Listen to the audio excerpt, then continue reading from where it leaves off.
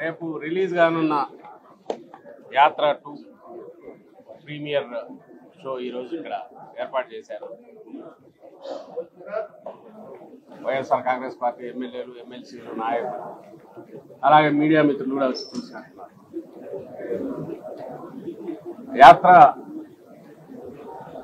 తొలిగా ముందు వచ్చిన సినిమా, దాని తర్వాత యాత్ర 2.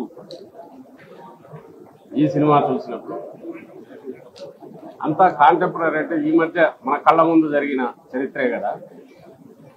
రాజశేఖర రెడ్డి గారిది అంటే ఆయన 30 ఏళ్ల రాజకీయ అనుభవం,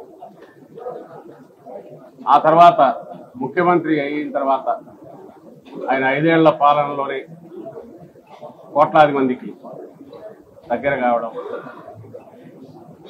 అందువల్ల ఆయన నాయకుడిగా ఎట్లా ఎదిగాడు అని తెలుసుకోవడానికి అందులో ఒక తెలియని కథ కానీ జీవితం గురించి కానీ తెలుసుకోవచ్చని అనిపించింది.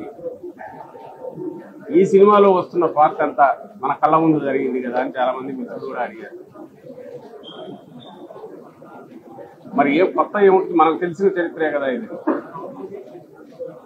కానీ వచ్చిన తర్వాత దాదాపు అందరూ భావోద్వేగానికి గురయ్యారు. ఎందువల్ల అంటే రేపటి నుంచి థియేటర్లలో చూసేవాళ్ళు కూడా లక్షలాది మంది ప్రేక్షకులు కానీ అందరూ అవుతారు. ఎందుకు అవుతారంటే మనకు తెలియని ఫిక్షన్, ఒక కథ చూడడం వేరు, తెలిసిన మనుషులు,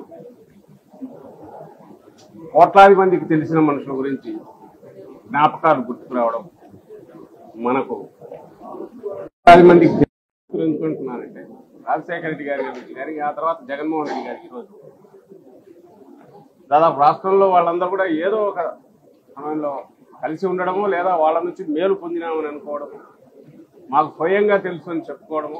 రాజశేఖర రెడ్డి గారి నుంచి ఎక్కువ అనిపించేది, ఇప్పుడు జగన్మోహన్ రెడ్డి గారి నుంచి కాబట్టి ఆ జ్ఞాపకాలన్నీ వస్తాయి, అవన్నీ గుర్తుకొస్తాయి.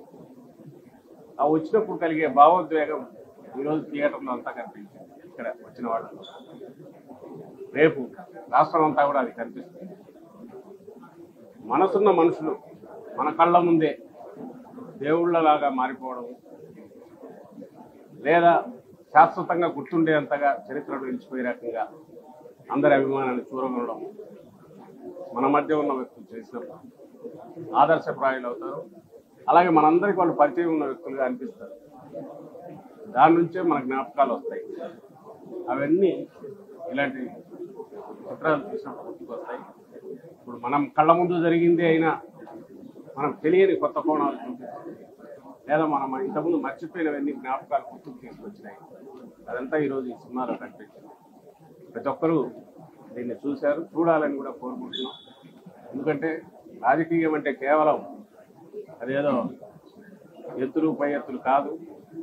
ప్రజల మన్ననలు పొందగలిగితేనే, ప్రజల్లో మమేకమైతేనే అది నిజమైన రాజకీయం అవుతుంది. అందుకు సార్థకత కూడా, జీవితానికి సార్థకత ఉంటుంది అని చూపే సినిమాలు ఇలాంటివి.